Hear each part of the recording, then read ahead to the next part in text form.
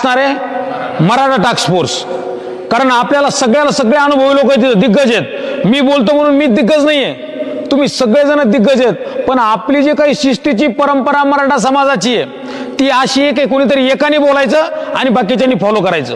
कारण आम्ही देखील सामाजिक भूमिका पाळतोय, आम्ही देखील कुठं राजकीय व्यासपीठाचे लोक नाहीत. तर ही भूमिका आपल्या सगळ्याला कंपल्सरी आहे, तुम्हाला आहे, मला आहे आणि सगळ्यांनाच आहे. म्हणून आपल्याला त्या ठिकाणी एक मराठा टास्क फोर्स नावाची टीम आता आपल्या सगळ्यांची तयार करायची आहे. आणि मराठा टास्क फोर्स म्हणूनच आपली ती ग्रुप तयार होणार आहे. त्या ग्रुपचं नाव बदलून आपण मराठा टास्क फोर्स करणार आहेत. म्हणजे ज्या ज्या वेळेस हे मराठा आंदोलन आणि ज्या ज्या वेळेस सामाजिक आंदोलन इथून पुढे होतील त्यावेळेस आपण अशीच हाक दिली की हाकेवरीत आलं पाहिजे. आपण सगळे गरीब घरचे लोक आहेत, येताना किती त्रास होतो, कुणाकडे पैसे नसतात, 12 भानगडी आहेत. परंतु ज्या ज्या पद्धतीने आपण सगळेजण ही एकत्रित भूमिका त्या ठिकाणी पार पाडतो तर समाज आपल्याला दुर्लक्षित करणार नाही. आणि ज्या ज्या वेळेस आपण समाजासाठी लढू त्या त्यावेळेस समाज आपल्या पाठीवर कौतुकाची थाप मारल्याशिवाय राहणार नाही. कारण आपण सगळेजण त्या ठिकाणी सामान्य घरचे लोक आहेत. त्याच्यामुळे एक सांगतो, ही मराठा टास्क फोर्स नेमकं काय काम करील याच्या संदर्भातली एक महत्वाची गोष्ट सांगायचं म्हणजे, एक लक्षात घ्या, आता मला फक्त हो किंवा नाही आणि किंवा नाव जर विचारलं त्याचं उत्तर तुम्ही द्या. आपल्या सगळ्याचं नेतृत्व आज रोजी कोण आहे या आंदोलनाचं? एका वाक्यात जोरदार उत्तर द्यायचंय, बरोबर आहे की नाही? मग आपली भूमिका मनोज जरांगे पाटलाशी निगडीतच असली पाहिजे हे अगोदर आपण त्या ठिकाणी समजून घेतलं पाहिजे. पहिला मुद्दा. दुसरा मुद्दा, याच्यामध्ये आपल्याला आंदोलनाची जी काही अंतर्वालीहून दिशा मिळते ती दिशा आपण खाली फॉलो करायला पाहिजे. सगळ्याचा सोशल मीडिया आपण ऍक्टिव्ह केला पाहिजे. त्याच्यानंतर जे जे लोक असे तोंड मारतायत काही पण जे भुगतायत त्याच्याकडे दुर्लक्ष करणं आपलं काम आहे हे आपण कुणाला सांगतो? खालच्या समाजाला. परंतु आपल्यात एक अशी टीम पाहिजे, ही जी मराठा टास्क फोर्स जी आहे ती याच्यासाठी केलेली आपण की जर इथून पुढे कोणी भोगलं तर आपण सगळे एकत्रित त्याच्या घरी जाणार, त्याला हात जोडून सांगणार, त्याला हात जोडून सांगणार की बाबा आपलं आंदोलन आमचं शांततेत आहे, हे इतके समाज आमच्या सोबत, तुम्हाला आता बदा आम्ही हाणू शकतो पण तुमच्या पाया पडून सांगतो की याला गालबोट लावू नका, आमच्या पदरात त्या ठिकाणी दान पडते पडू द्या. ही भूमिका आपल्याला आता निभावायची. स्टंटबाजी आपल्याला न करता आपल्याला ते पाय पडायचं की आता आम्ही काही करू शकतो उद्रेक, पण आमची टीम त्याच्यासाठी नाही, तुझ्या पाया पडतो, आम्हाला काही संधी देऊ नको तू चुकीचं करण्यासाठी, हे बोलण्यासाठी आपल्याला त्या ठिकाणी आता ही टीमची गरज आहे. आपल्याला या टीमची गरज दुसऱ्या कशासाठी आहे की जर मेसेज आला, आता तुम्हाला सांगतो मागच्या वेळेस मनोज जरांगे पाटलांनी 17 दिवसाचं उपोषण केलं. कालची घटना तुम्हाला सांगते, काल ज्यावेळेस आम्ही पहाटे 3 वाजता त्यांच्याजवळ उभा होतो तो माणूस अक्षरशः पाय झटकतोय, डोकं झटकतोय. म्हणजे 3 दिवस तुम्ही उपाशी राहून पहा काय हाल होतात हे आपल्याला त्या ठिकाणी कळणार नाही. आणि तो माणूस निरंकार ओठाला पाणी सुद्धा लावत नाही, एवढा इमानदार आणि प्रामाणिक माणूस आपल्याला भेटलेला आहे. मग किती हाल अपेक्षा होत असतील. तर तिथून आलेला अंतर्वाळाला संदेश तात्काळ शेवटच्या मराठापर्यंत जायचा असेल तर आपल्याला सोशल मीडिया सगळ्यांना ऍक्टिव्ह करावं लागेल. पण ज्या वेळेस अंतर्वालीहून आलेली भूमिकाच आपण खाली नेली पाहिजे. जसं आपण उदाहरण सांगायला हरकत नाही माऊली, की समजा फॉर एक्झाम्पल आता मराठा समाजाच्या अनेक वेगवेगळ्या भावना आहेत तरुणांच्या, हे आपण समजू शकतो. कुणाला असं वाटतं की आपण जहालतीने आंदोलन करावं, कुणाला आपलं वाटतं की आपण शांततेने आंदोलन करावं. पण आपण आरक्षणाच्या जवळ गेलो ते फक्त शांततेने आणि शांततेनेच, हे आपण मानायला पाहिजे. एक मुद्दा. दुसरा मुद्दा, याच्यामध्ये समजा फॉर एक्झाम्पल काल जर आम्ही सकाळी असं म्हटलो असतो तुम्हाला किंवा मंगेश साबळेने गाडी फोडायलाच नको होती तर आपल्यातल्याच बऱ्याच बांधवांनी आपल्या बांधवांना शिव्या दिल्या असत्या. खरं की खोटं? सांगायचं तात्पर्य एक समजून घ्या की 2 घटना तुम्हाला सांगतो. त्यांना ज्यावेळेस जामीन झाला त्यावेळेस त्यांच्या तोंडून एकदाही मनोज पाटील जरांगेचं नाव आलं नाही. आपण भावनेच्या भरात वाहतो. आपण आता अंतर्वालीच्या सूचना फॉलो करायच्या, ही टीम टास्क फोर्स आपण त्यासाठी तयार करतोय की अंतर्वालीच्या. आता त्याच्यानंतर त्यांना जामीन झाल्याच्या नंतर त्यांच्या तोंडून एकदाही मंगेश आपल्या यांचं नाव नाही आलं, आपल्या जरांगे पाटलांचं. दुसरा मुद्दा, त्यांनी गाडीची तोडफोड केली, त्या गुणरत्ने सदावरच्या थोबडीत मारलेली नाही. मग गाडीची तोडफोड केल्याच्या नंतर ज्यावेळेस सदावर्ते तो 2 जण दिवसभर टीव्हीवर दिसत होते, तो सदावर्ते फक्त आणि फक्त मनोज पाटील जरांगेच्या आंदोलनावरतीच बोलत होता. म्हणजे तोडफोड केली कोणी? एका व्यक्तीने. आणि तो दोष कोणाला देत होता? ह्या आंदोलनाला. म्हणजे आपण कुणी त्यांना आदेश दिला होता का तोडफोड करा? मग ह्या भूमिका आता समजून घेण्यासाठी आपली टीम आहे, ही भूमिका लोकांपर्यंत पोहोचवण्यासाठी आपली टीम आहे, हे आपण लक्षात घेतलं पाहिजे. दुसरा मुद्दा, आता ज्या पद्धतीने आपण सगळेजण अलर्ट आहोत, तर आता काही दिवस आपण आरक्षणाच्या जवळ आहोत. याच्यात माऊली तुम्ही सगळेजण त्या ठिकाणी आपण काम करता. एकच इच्छा आहे की आता आपल्याला वेळ द्यावा लागणार आहे. अनेक कामं आहेत, आज देखील अनेक कामं असणार, अनेक बांधव कामं सोडून आलेले आहेत. स्पष्ट आहे सगळं चित्र. म्हणजे त्याग आहे तुमचा सगळ्यांचा. आता काम सोडून चला म्हटलं की आपण विचारायला नाही पाहिजे कुठं चालायचं. एवढे आता सगळ्यांनी पथ्य पाळायचे. वेळ द्या. आता आपल्यासाठी पैसा गहू नये, आपल्याला आता वेळ द्यावा लागेल. वेळ कशासाठी द्यावा लागेल? कुणी काही बोललं का आपल्याला त्याच्याकडे जायचंय, त्याच्या पाया पडायचं की बोलू नको. आम्ही मराठा समाज तुमच्याविषयी काही बोलतोय का? नाही बोलत. मग तू पण बोलू नको, ही विनंती आहे.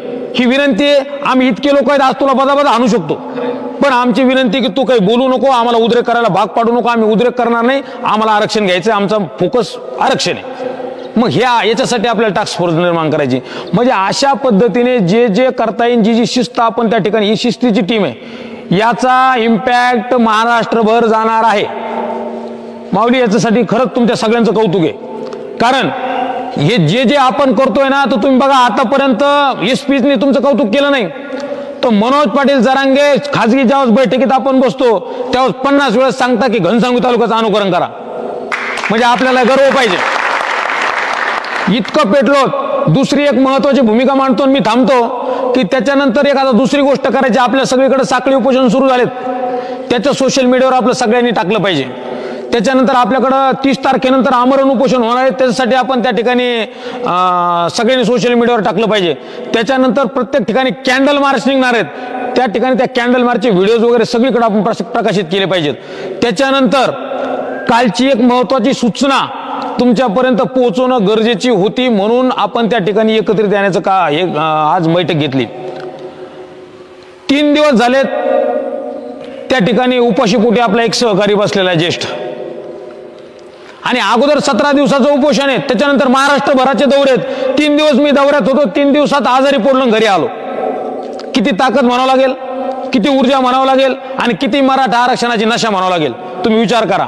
मग आता त्यांचं शरीर थकलेलं आहे उपोषणाला. त्यांना म्हणजे त्यांचं शरीर उपोषणाच्या लायकीच आज नाहीये असं म्हणायला हरकत नाही.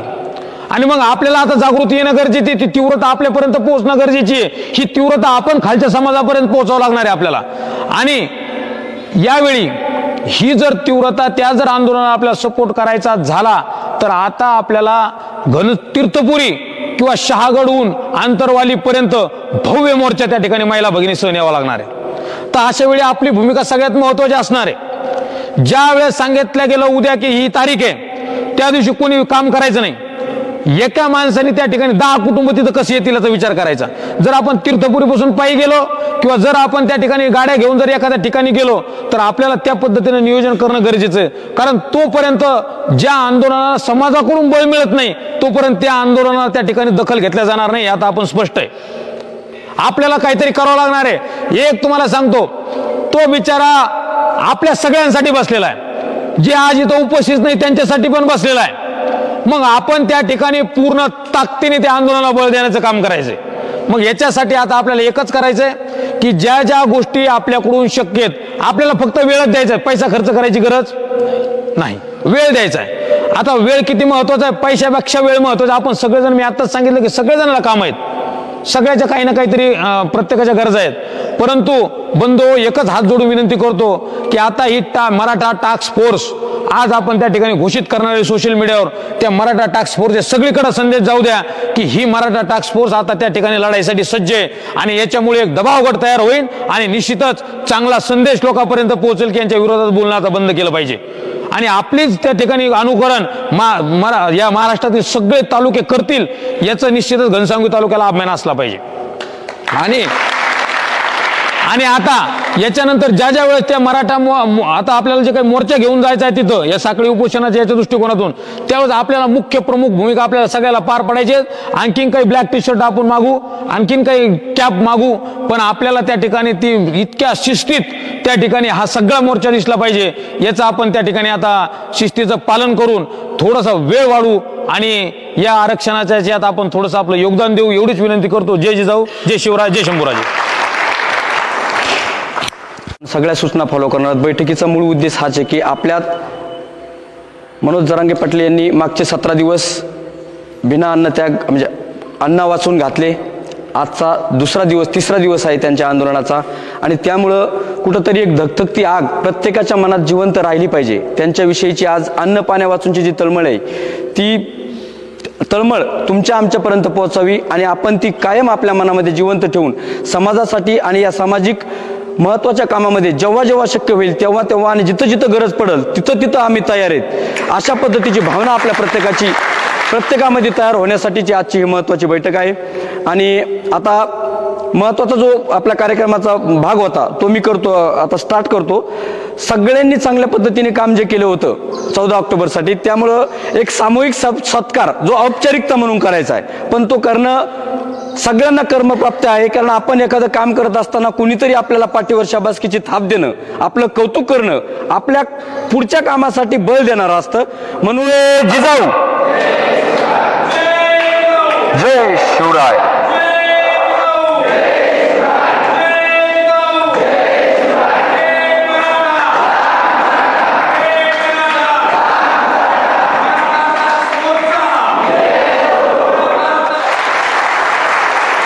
धन्यवाद. आपण केलेल्या अशा सामाजिक सहकार्याबद्दल आणि समाजासाठी अत्यंत समर्पित भावनेने केलेल्या कार्याबद्दल प्रत्येक स्वयंसेवकाचं खूप खूप अभिनंदन करतो. ओके. जय शिवराय. चला.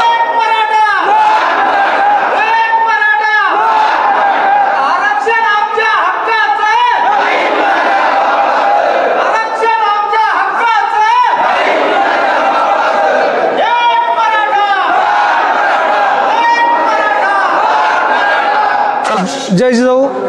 अतिशय संवेदनशील विषय आहे. जे काय आरक्षणासंदर्भात घनसावंगी तालुक्यातून समजा जे रोपटं आपण उगवलंय हे संबंध महाराष्ट्रात नव्हे, भारतात नव्हे तर जगात पोहोचलेलं आहे. आणि हा विषय सगळ्यांनाच माहिती, वेळ घेणार नाही. काल अत्यंत दुर्दैवी हृदय असं म्हणजे पिळून टाकणारी घटना आमच्या गावात घडली. अंतरवाली टीमीमध्ये सकाळी आम्ही 9 वाजता साखळी उपोषणाचं नियोजन करीत होतो. पॅन्डल देणं चालू होता.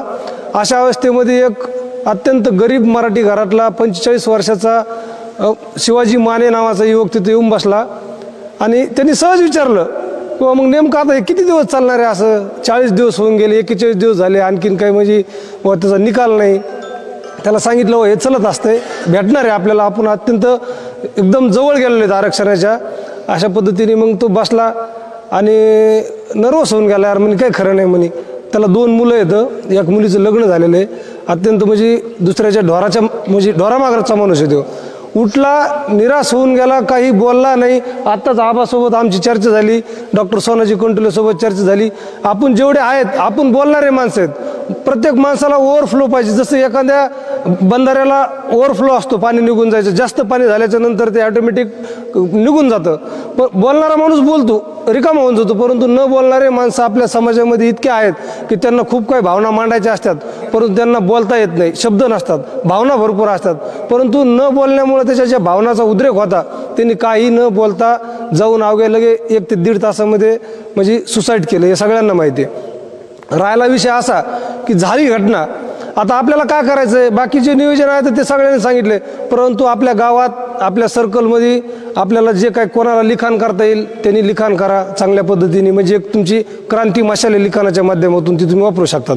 कोणी बोलू शकतं. आता आमच्यामध्ये एक मावळा असा विष्णू थोरात, ते मग तुम्हाला तुम्ही फक्त सांगा एखादं लय आर्डिनरीचं काम आलं का मी 50 लोकांना एकटा बघतो म्हणतो, आम्ही त्याला दाबून धरतो, नको तू थांब. असे प्रत्येक माणसाला ज्याचं जे काम करता येईल ते करा. आपल्याला आपण समाजाचे काहीतरी देणं आहेत, या पद्धतीने आपण काम करायला पाहिजे. अत्यंत दुर्दैवी घटना आमच्या गावात घडलेली आहे. राहिला विषय असा गरीब घराण्यातला अक्षरशः जाता वेळेस म्हणजे गाडी जी न्यायची त्याला सुद्धा त्याच्या घरामध्ये म्हणजे भाऊ वारलेला मोठा, वडील अपंग म्हणजे पॅरालिसिस झालेला, आई वयोवृद्ध, मिसेस आहेत म्हणजे एवढं काय म्हणजे ॲक्टिव्ह नाहीत, म्हणजे त्याला काय म्हणायचं बोळ्या एकदम साधारण लेडीज. आम्ही सगळ्यांनी एकत्र येऊन पोलीस स्टेशनला बातमी दिली, ते आले, आम्ही त्यांना नेलं. आबा तुम्हाला सांगतो 6 वाजेपर्यंत आमच्या प्रोसिजरला अडचणी आल्या. आबाला फोन केला, संबंधित सगळ्या टीमसोबत बोललोत आणि आम्ही त्यांना न्याय देण्याचा प्रयत्न एक सेवक म्हणून केला. तिथं आम्ही तिथं सगळ्या पक्षाचे आमचे मराठी बांधव, कोणीही लिडरशिप केली नाही आणि कोणीही असं टाकलं नाही की माझ्यामुळं झालं असे. आपण प्रत्येक जवळच्या बांधावर केअरफुली लक्ष द्या किंवा हे कोण्या परिस्थितीमध्ये आहे, हे काय करतोय आणि आपण काहीतरी कोण्या ना कोण्या पद्धतीने त्याला आपण मदत करायला पाहिजे. मग कशा पद्धतीने मदत करायची ते आपण आपलं ठरवायचं आणि केलेला उपकार किमान एवढ्या पिरियडमध्ये तरी कोणाला सांगू नका. आता हे सांगतो, हे पण सांगायचंच नव्हतं, परंतु एक श्रद्धांजलीचा विषय निघाला म्हणून मी एक सांगायला इथं. अशा पद्धतीने आपण सगळेजण काम करू, ज्याला जे काम भेटन ते काम करू. आत्ताच सांगितलं की संविधानाच्या रेषेच्या बाहेर न जाता आपण काम करू. राहिला विषय 2च मिनटं बोलतो आणि थांबतो. वैयक्तिक कोणाचं नाव घेणं योग्य नाही, नाव घेतल्यानंतर काय होतं हे सगळ्यालाच माहिती आहे, परंतु मी सगळ्यांची म्हणजे विशेष म्हणजे 3-4 लोकांची माफी मागून नाव घेतो की दिशा देणारं कोणीतरी असावं. घनसावंगी तालुक्यामध्ये माऊलीबाया असतील, किशोरबाबा असतील, डॉक्टर सोनाजी कंटुले असतील, आपले ज्येष्ठ मार्गदर्शक बाप्पा असतील, यांना आपण एक प्रेरणास्थान आणि वयाचे तरी कधी कधी आपल्या बाप्पा तर ज्येष्ठ आहेत, परंतु आपण गुरु म्हणून पाहून त्यांच्याकडून आपण काही गोष्टी फॉलोअप करू आणि हा संघर्ष लढा शेवटपर्यंत नेऊ. आता एक गोष्ट सांगतो तुम्हाला, होतं काय माहिती आहे का, आता सगळं झालंय, अगदी टूटच कार्यक्रमाला आता आपल्याला स्पर्श होणार आहे म्हणजे आपल्याला भेटणार आहे. आता काय होतं माहिती आहे का, जाऊ देवा कापूस योजना चालू आहे, असंच आहे तसंच आहे, आपण काय होतो डायव्हर्ट होतो. अगदी तुम्हाला सांगतो मी, एखादी ती गोष्ट सांगत नाहीत का कीर्तनकार की एका माणसाला सांगितलं इथून त्या गेटपर्यंत तू असं आंधळ्यानं चल, तू का बघ, तू गेला ना असं जाय तू बघ, पण ते काय करतो जातो बरं का, चालतं चालतं काय करतो माहिती आहे का, मधातच डोळे झाकतो एकदा, म्हणजे असं जाय म्हणले तिथपर्यंत तुला काहीतरी फायदा होईल. आणि ते म्हणतो आपण इतक्यात चलतो कसं बघ 10 पावलं, त्या 10 पावलं ते चलू शकतो डोळे झाकून, परंतु तितक्यातच काहीतरी पडलेलं असतंय आणि ते त्या 10 पावलात कदाचित आपल्या हातातून निष्ठून जाऊ शकतं.